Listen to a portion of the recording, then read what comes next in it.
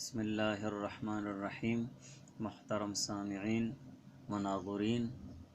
آج کا ہمارا دوسرا درس پاکی و ناپاکی کے خاص مسائل کے متعلق ہے۔ پہلا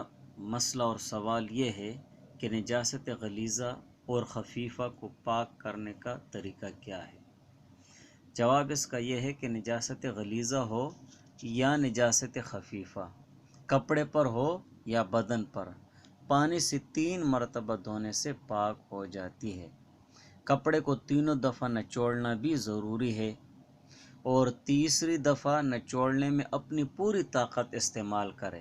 اور اگر اپنی قوت سے نہیں نچوڑا تو کپڑا پاک نہ ہوگا۔ البتہ کوئی ناپاکی ایسی ہے جو جسمدار ہو، مثلا لید ہے، گوبر ہے، پاخانہ ہے وغیرہ، تو اس کو اچھی طرح دھونے کے بعد اگر اس کا داغ یا رنگ یا بو رہ جائے اور داغ، رنگ یا بو کو ختم کرنے میں بہت مشقت اٹھانی پڑے، تکلیف اٹھانی پڑے، تو کوئی بات نہیں، کپڑا پاک ہو گیا ہے۔ اور اسی طرح اگلا سوال یہ ہے کہ اگر احتلام ہوا کسی کو اور انہی احتلام شدہ کپڑوں کو باندھ کر نہا لیا جائے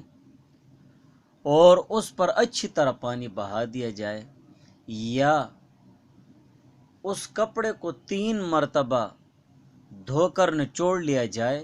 تو اس صورت میں اگر سوکھنے کے بعد اس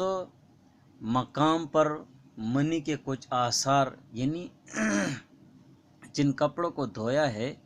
اور جہاں پر کپڑوں میں منی لگی ہوئی تھی، ان کپڑوں کو دھونے کے بعد 3 مرتبہ نچوڑنے کے بعد بھی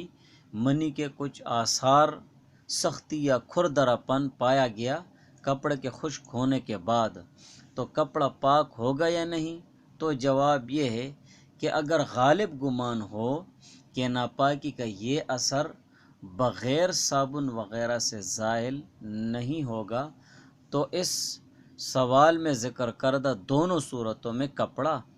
پاک ہو جائے گا۔ پہلی صورت یہ ذکر ہو گئی کہ احتلام شدہ کپڑوں کو باندھ کر، ان کو پہن کر نہا لیا جائے اور انہی کپڑوں پر اچھی طرح پانی بہا دیا جائے، اور دوسری صورت یہ ہو گئی ہے کہ اس کپڑے کو 3 بار باقاعدہ دھو کر نچوڑ لیا جائے، اور پھر ان دونوں صورتوں میں جہاں پر کپڑے میں منی لگی ہوئی تھی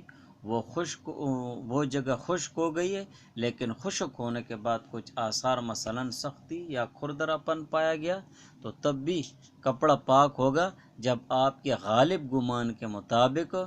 اس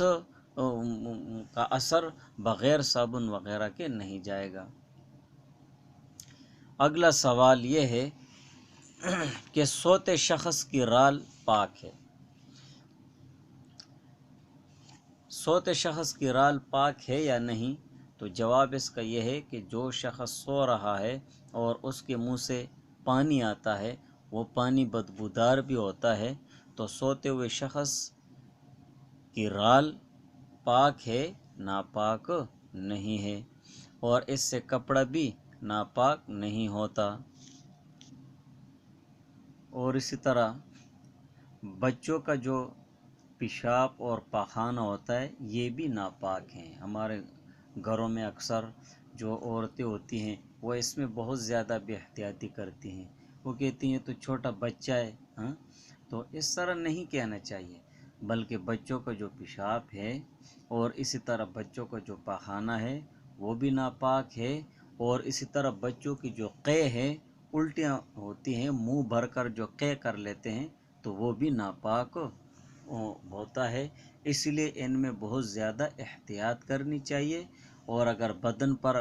وہ بچوں کا پیشاب یا پاخانہ لگ جائے یا قے لگ جائے، الٹیاں لگ جائیں، تو اس کو باقاعدہ دھویا جائے گا، اور باقاعدہ دھونے کے بعد پھر وہ کپڑا یا وہ بدن پاک قرار دیا جائے گا۔